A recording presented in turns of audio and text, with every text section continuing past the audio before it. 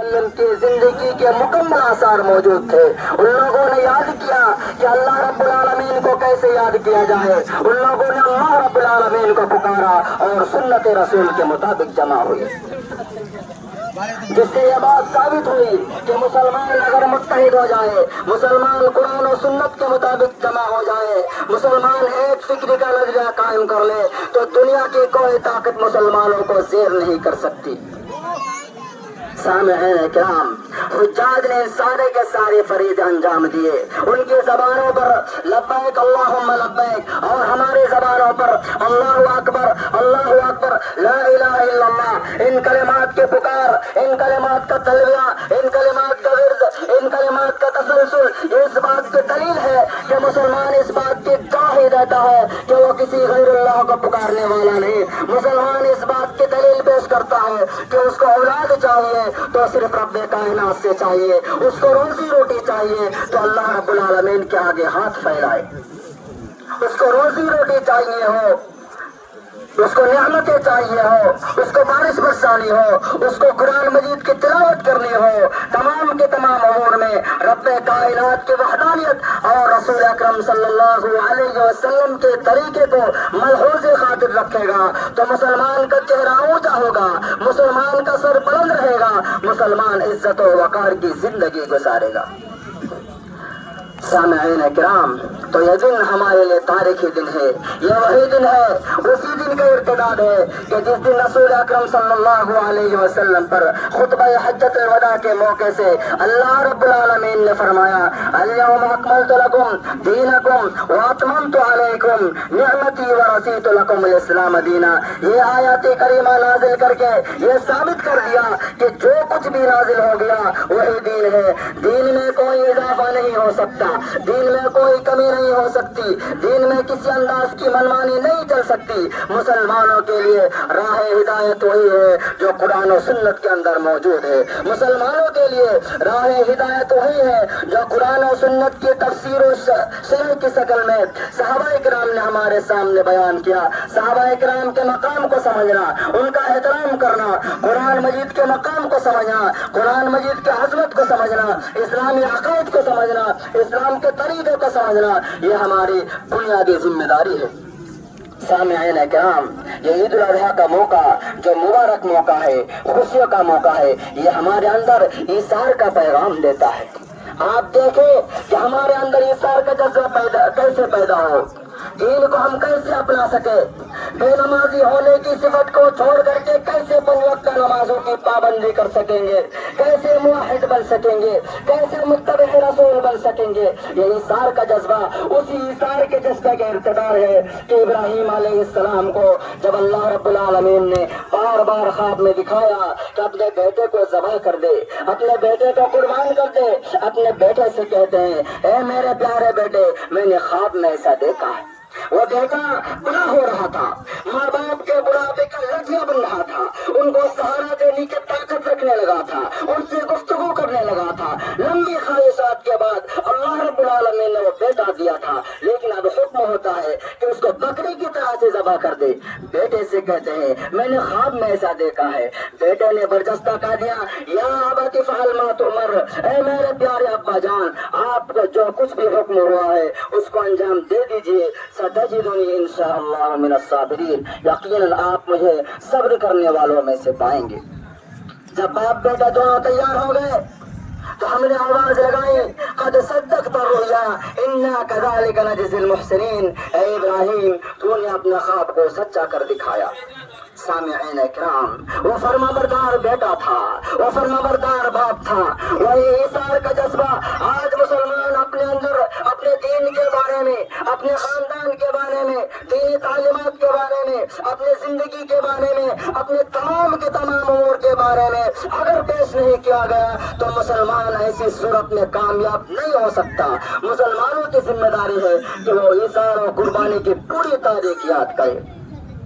مسلمانوں کے لیے اس عظیم موقع سے سب سے عظیم پیغام یہ ہے کہ مسلمان جیسے جیسے قربانی کا جانور ذبح کر کے رب کائنات سے قربت اختیار کرنا چاہتا ہے، ویسے ہی ایثار کا جذبہ پیدا کر کے وہ اس بات کی کوشش کرے کہ اب تک جن گناہوں کو انجام دیتا تھا ان کو خیر آباد کہہ دیا جائے، نیکی کے کاموں پر استقامت حاصل کی جائے، توحید کے تقاضوں کی تکمیل کی جائے، اتباع رسول کی تکمیل کی جائے، اپنے آپ کو اس کے آگے بچھا دے اور رب کائنات کے مطیع و فرما بردار ہو جائے۔ یہ مسلمانوں کی بنیادی ذمہ داری ہے۔ اسی وجہ سے اللہ رب العالمین نے فرمایا لن ینال اللہ لحومها ولا دماؤها ولکن ینال التقوی منکم۔ اے لوگوں سن لو، ان جانوروں کا گوشت یا اس کا خون رب کائنات کو نہیں پہنچتا، بلکہ تمہارا تقوی، تمہارا اخلاص، تمہاری نیک نیتی، یہ ساری کی ساری چیزیں اللہ رب العالمین کو مطلوب ہے۔ سامعین کرام، یہ قربانی معمولی قربانی نہیں ہے۔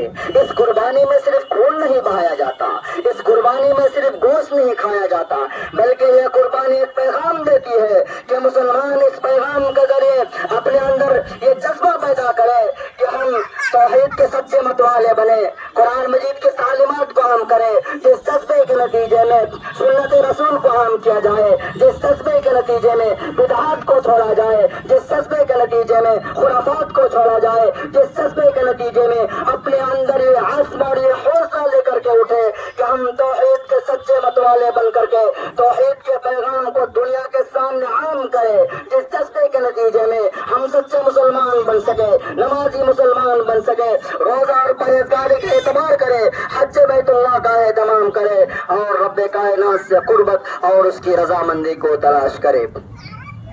سامعین کرام، یہ قربانی، یہ تقوی اور پرہیزگاری ہم سے ان باتوں کا مطالبہ کرتی ہے کہ نہ اس کا خون پہنچتا ہے اور نہ اس کا گوشت، بلکہ تمہارا تقوی اور تمہارا اخلاص پہنچتا ہے۔ اور یہ تقوی اور پرہیزگاری قربانی کے جانوروں میں منافست کرنے سے، ایک دوسرے پر سبقت لے جانے کے جذبے سے مہنگے سے مہنگا جانور خرید کر کے اس کی فوٹوگرافی کی جائے، اس کو ویڈیوگرافی کی جائے، سرخیوں میں آنے کا شوق جتایا جائے، ان چیزوں سے یہ تقوی اور پرہیزگاری اختیار نہیں کی جاتی۔ رب کائنات نے فرمایا تم جانوروں پر کروڑوں روپے بھی خرچ کر دو، اگر تقوی نہیں ہے کہ تم حصول قربانی کے مقصد کے حصول میں تم ناکام ہو۔ رب کائنات نے فرمایا نہ اس کا خون پہنچتا ہے اور نہ اس کا گوشت، وَلَٰكِن يَنَالُهُ التَّقْوَىٰ مِنكُمْ، لیکن رب کائنات کی رضامندی کے لیے کس نے جانور خریدا؟ رب کائنات کی رضامندی کے لیے کس نے کتنا تقوی اور پرہیزگاری اختیار کی؟ رب کائنات کی رضامندی کے لیے کس نے کتنا اخلاص اختیار کیا؟ یہ چیز اللہ رب العالمین کے دربار میں مطلوب ہے، کیونکہ رب کائنات دیکھتا ہے کس نے چھری چلائی رب کائنات کی رضامندی کے لیے۔ رب کائنات دیکھتا ہے کہ ابراہیم علیہ السلام کی اس سنت کو جس کو اسلام نے زندہ رکھا، اس تاریخ کو یاد کر کے اپنے جانوروں کو قربان کرنے والے وہ مخلص افراد کتنے ہیں جو رب کائنات کی رضامندی کے لیے اپنے جانوروں کو قربان کرتے ہیں۔ ہماری یہ ذمہ داری ہے کہ ہم اس مقصد کو بروئے کار لائیں۔ اسی وجہ سے اللہ رب العالمین نے ابراہیم علیہ السلام کے اخلاص اور اس کے توحید کے نتیجے میں قرآن مجید میں واضح کر دیا قد صدقت الرؤیا، کہ آپ نے اپنا خواب کو سچا کر دکھایا۔ ہم ایسے ہی احسان کرنے والوں اور عبادات میں خشوع خضوع اختیار کرنے والوں کو بدلہ دیتے ہیں۔ اللہ رب العالمین کا ارشاد ہے قل ان صلاتی ونسکی ومحیای ومماتی للہ رب العالمین۔ اے اللہ کے نبی صلی اللہ علیہ وسلم، آپ فرما دیجئے کہ میری نمازیں، میرا مرنا، میری قربانی، میرا جینا، یہ تمام کے تمام اللہ رب العالمین کے لیے ہے۔ سامعین کرام، عید الاضحیٰ کے اس موقع سے مسلمانوں کے لیے ایک اپیل یہ بھی ہے کہ مسلمان چوری چکاری کو چھوڑے، اپنے معاملات کو بہتر کرے، دھوکہ دھڑی کو چھوڑے، کاروبار میں غلط بیانے سے توبہ کرے تاکہ ہمارے معاملات بہتر ہو۔ اللہ کے نبی صلی اللہ علیہ وسلم نے خطبہ حجۃ الوداع کے موقع سے فرمایا تھا المسلم من سلم المسلمون من لسانہ ویدہ، سچا مسلمان وہ ہے جس کے ہاتھ سے اور جس کی زبان سے دوسرے مسلمان بھائی محفوظ رہے، اور وہ کسی انداز کی تکلیف نہ اپنے ہاتھوں سے دیتا ہو، نہ اپنے زبان سے دیتا ہو، نہ کسی کو برا بھلا کہے، نہ کسی کو گالی گلوچ کرے، نہ کسی کے خلاف سازشیں کرے۔ مسلمانوں کی ذمہ داری ہے کہ وہ اپنے معاملات کو بہتر کر کے چلے۔